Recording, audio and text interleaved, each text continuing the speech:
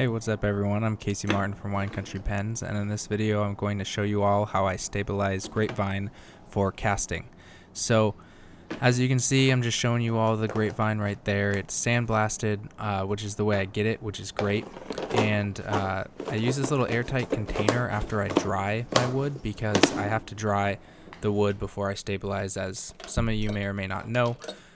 And then I am just filling up my vacuum chamber, which is just a little mason jar that I got from Target, or not little, but anyway. So I'm just getting them all in there, and then what I use as a weight, which is that blue thing right there, and then I also have a red one as well, are actually scuba diving weights. And I forgot to mention this in my last stabilizing video. I got a question or two about them, and they're great because I just got them from a local diving shop, and they're relatively cheap and they're priceless for my use. I use them all the time because they, are liquid proof. They just don't hold anything, and I think one is a 2.5 pounder and one's a 5 pounder, so they hold down anything I put into my vacuum chamber, as you can see right there. So right now I'm just filling up the chamber with Cactus juice. That's the stabilizing resin I use, and I make sure every time I fill it up to fill it up a little bit past the highest piece of Grapevine, because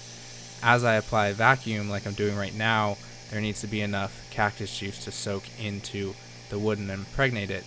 So what I'm doing right now is I am slowly bleeding the air valve to release some air, so it's not a full vacuum yet, because as you can see, the Cactus juice is pretty close to the top of the lid, and if I close it all the way right now, it would bubble up so much that Cactus juice would then get into my air line and get into the vacuum pump, and it would just be all bad.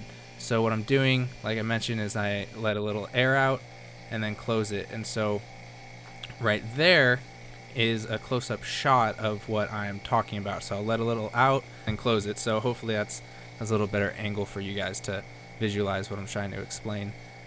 And after I finally can get it to full vacuum, after doing that for a while, I just let it sit. And as you can see now, it's just bubbling slowly. And then when I know it's done in a few hours from now is when there are no more of those little bubbles coming up.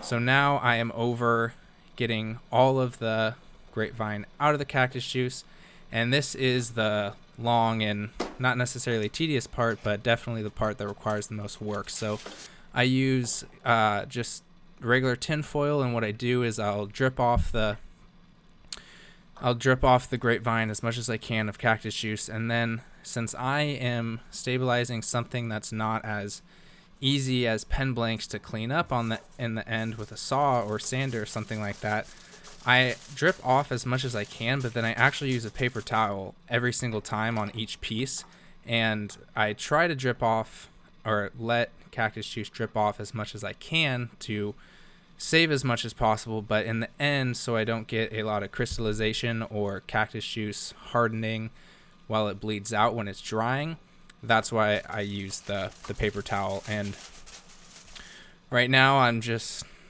taking them all out, putting them in the tin foil, and then after I get all of the pieces of Grapevine into the tin foil, I'll place them into the toaster oven. Right now I have the toaster oven preheating to 200, or anywhere between 190 degrees Fahrenheit and 200 degrees Fahrenheit is fine.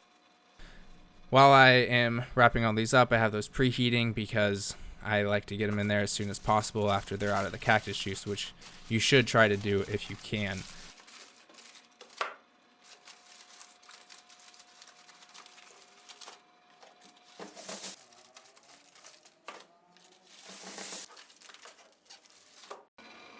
So now I'm just putting them all into the toaster oven, and I'll leave them in there for a couple hours. It really depends on each batch. The thicker the piece of Grapevine is, the longer.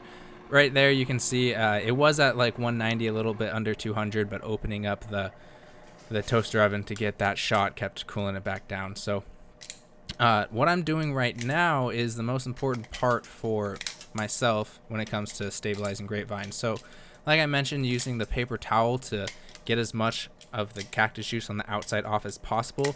this is the second most important part, because what I do is I will take out a pack of grapevine one at a time, and I take it out one at a time so that the bleed out cactus juice that's on the end is still kind of soft. It's not hard, which it will harden about a minute or two after you take it out.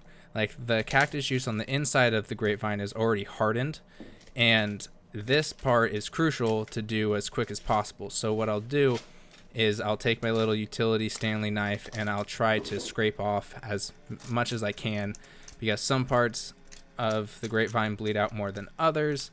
And so, like I said, very important part, and this is a little tip that I have for a lot of people, because I've gotten some questions with the sweet gum pods, for example, as well. How do you get rid of the bleed out? What do you do about the crystallization?